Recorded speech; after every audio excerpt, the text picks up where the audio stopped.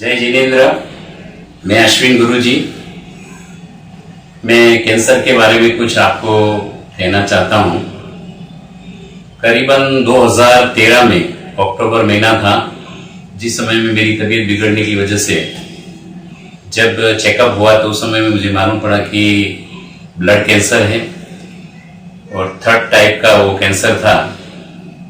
उस समय के अंदर जब मेरी ट्रीटमेंट चली, 4 कीमो लिया, साइड इफेक्ट इतनी हुई कि मुझे 4 सर्जरी करनी पड़ी और उसके बाद में करीबन 6 महीने की ट्रीटमेंट के बाद मैं अच्छा हो गया। अपने आप पे भी एक अच्छा विश्वास हो गया और मैंने फिर अपने जीवन में काम शुरू कर दिया। 18 महीना के बाद में वापिस मुझे तबीयत बिगड़ी और वापिस जब चेकअप करवाया गया तब 2nd टाइम मुझे वही ब्लड कैंसर हुआ। जिस समय के अंदर बात सुनी तब तो ऐसा था कि वे भी शायद जीवन बचा नहीं है, फिर भी हिम्मत इंसान को नहीं हारनी चाहिए। इसीलिए मैंने डॉक्टर से पूछा कि आगे क्या ट्रीटमेंट होनी चाहिए।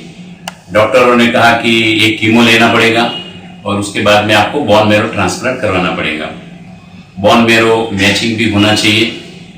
एक कीमो लिया, मेरे भाई बहन का 5% का बोन मैरो मैचिंग हुआ।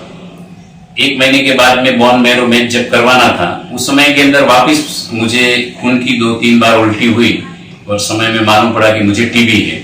डॉक्टरों ने मना बोल दिया कि टीबी की वजह से हम बोन मैरो ट्रांसप्लांट कर नहीं सकते हैं और मुझे आगे कीमो लेना पड़ेगा। उसके बाद में करीबन 2 कीमो लिया।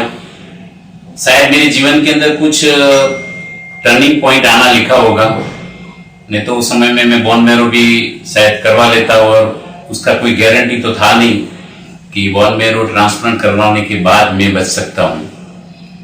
उस समय के अंदर मैंने कुछ आयुर्वेदिक की भी ट्रीटमेंट शुरू की, टिबेटियन की भी ट्रीटमेंट शुरू की और उस समय के अंदर जब बोन मैरो करवाना था और मेरा मन भी नहीं था कि अब नहीं करवाना है, जो होगा सो देखा जाएगा। लेकिन उस समय में हमारे जयवीर जी से मिलना हुआ, जो भी मेरे बहुत ही परिचित है, मेरे अपने शिष्य भी है और जहां मैं करीबन 17 साल पाठशाला पढ़वाई है, वो कल्पतरु अपार्टमेंट में रहते हैं।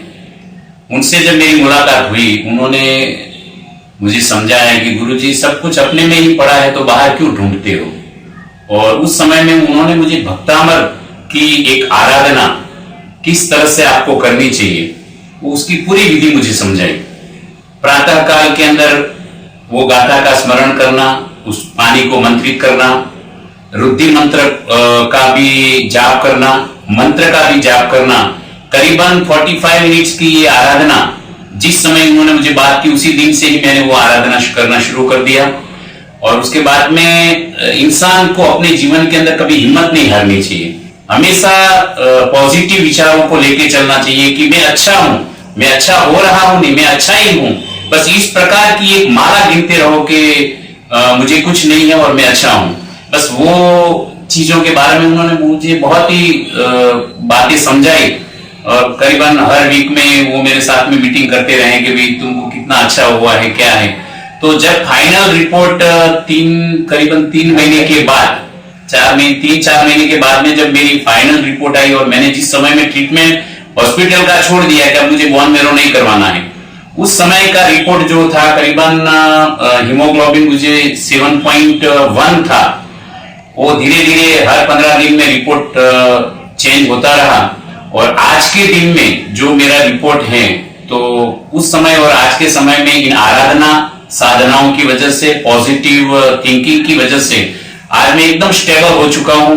और आज मैं आपको अगर ये स्पीच दे रहा हूं तो आप समझ सकते हो कि ब्लड कैंसर का एक दर्दी इस प्रकार की स्पीच दे ही नहीं सकता है, लेकिन वो पॉजिटिव एनर्जी की वजह से आज मैं अपने आप को एकदम स्वस्थ पा रहा हूं। और आज के डेट के अंदर बहुत ही सुंदर रिपोर्ट, जिसके अंदर मैं कह सकता हूं कि जो चीजों की जरूरत है, जिसमें हीमोग्लोबिन आज मेरा 8.4 है, WBC मेरा करीबन 3000 से ऊपर है, प्लेटलेट मेरा करीबन 3,04,000 है और न्यूट्रोफिल जो कि इंसान को जीने के लिए खास चाहिए, वो भी करीबन मेरा 55 है।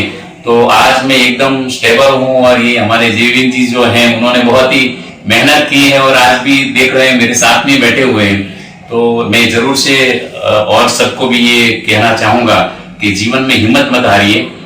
अगर हिम्मत है तो आप इन बीमारियों से और आराधना साधनाओं की वजह से आप अपने जीवन को जरूर वापिस उसी मोड़ के ऊपर ले जा सकते। और भक्तामर के लिए खास मैं कहना चाहूंगा कि उसकी आराधना बहुत ही मानतुंग सूरीश्वर जी महाराजा ने जिसकी रचना की है, एक एक गाथाओं की अलग अलग महिमा बताई गई है, जिसके अंदर ये बीमारी के बारे में भी बताया गया है। तो भक्तामर स्तोत्र का जरूर से पाठ कीजिएगा, उसकी आराधना साधना करके जीवन को धन्य बनाए, यही मैं मंगल कामना करता हूँ। जय जिनेन्द्र, धन्यवाद।